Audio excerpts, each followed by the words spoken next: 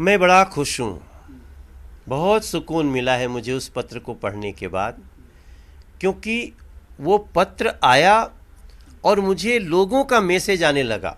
शायद वो social media पे या चैनलों पे चला होगा और लोग ऐसी खुशी प्रकट करने लगे, भैया छठ का परमिशन मिल गया। उसको छठ का परमिशन मिल गया ऐसा मान के चले, क्योंकि सबको पता है अरविंद केजरीवाल जी डीडीएमए के वाइस चेयरमैन हैं, वो मुख्यमंत्री हैं दिल्ली के।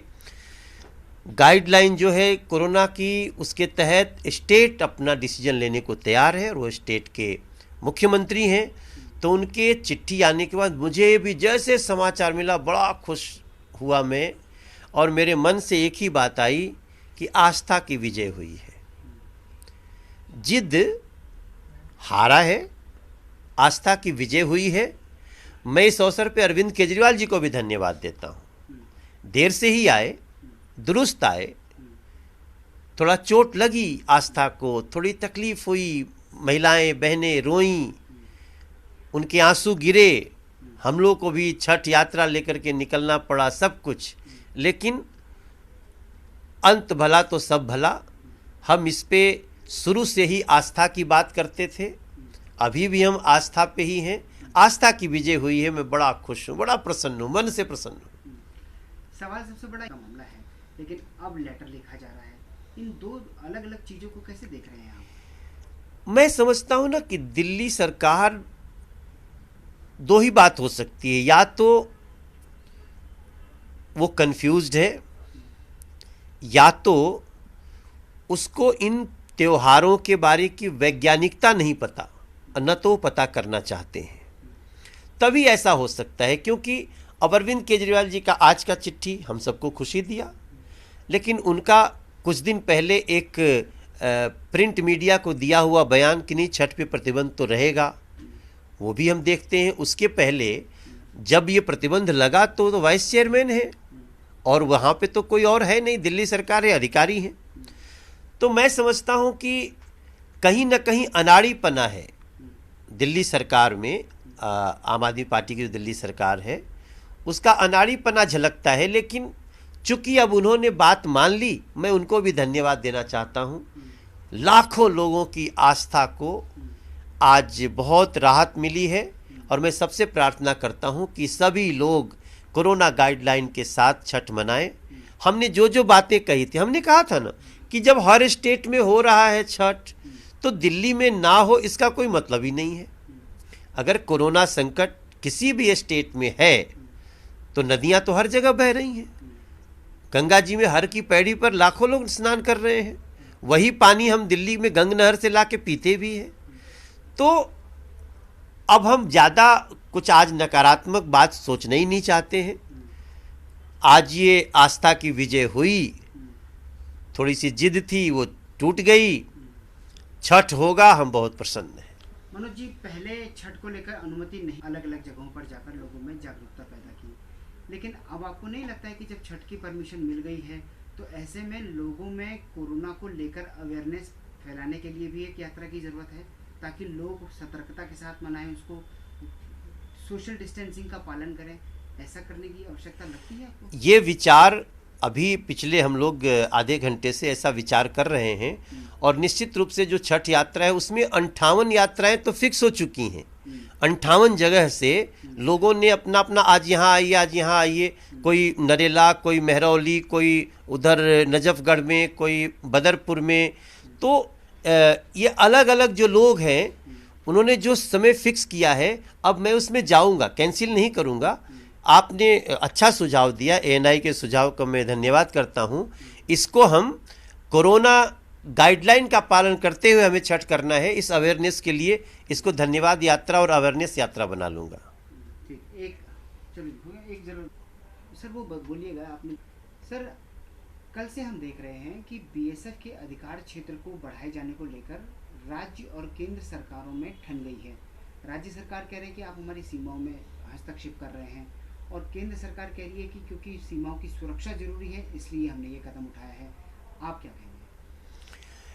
देखिए, राष्ट्र की सुरक्षा तो सर्वोपरि है, इसलिए ये जो निर्णय हुआ है इसका पूरे हर राज्य को इसका समर्थन करना चाहिए, स्वागत करना चाहिए केंद्र के इस निर्णय का। देखिए, मैं एक्सटर्नल अफेयर्स स्टैंडिंग कमेटी का सदस्य था करीब 1.5 साल तक, और उस दौरान हमने एक विषय रखा था, क्योंकि वो विषय हमें बीएसएफ के कई अधिकारियों से, ख़ास तौर से जो पश्चिम बंगाल के बॉर्डर से जुड़े हुए बांग्लादेश और पश्चिम बंगाल के जो भारत का बॉर्डर है, वहाँ से शिकायत आ रही थी कि हम जैसे एक अपराधी को 8 बार पकड़े और 8 बार वही पकड़ाया, मतलब कि वो पकड़ाया, एफआईआर करने का अधिकार लोकल गवर्नमेंट को था और वो फिर छूट गया, वही आदमी 8 बार पकड़ाया जाता है। तो अगर ये स्थिति है और राष्ट्र सुरक्षा सबसे बड़ा है, तो ऐसी स्थिति में इसका स्वागत होना चाहिए, क्योंकि बीएसएफ को 50 किलोमीटर तक नियंत्रित करने का भी और अपराध को भी एफआईआर करने का अधिकार मिल गया। ये भारत की जो इंटरनल सिक्योरिटी है और जो भारत के बॉर्डर से जुड़ी हुई जो इंटरनल सिक्योरिटी है, उसके लिए बहुत बड़ा मानक बन के उभरेगा। ये अमरिंदर सिंह ने भी इस कदम की तारीफ। सर, आज संघर्ष की जीत हुई है, इस मौके पर छठी मैया को नमस्कार करते हुए गाना गा दीजिए सभी दर्शकों। जी, मैं बिल्कुल गाना चाहता हूँ। आज तो इतना मन खुश है कि बहुत कुछ गाने का मन कर रहा है, लेकिन आज एक लाइन बड़ी महत्वपूर्ण है। अरे छठी माई के होई है परबिया, मनवा बाटे हर साय, लोगवा आवे हर साय।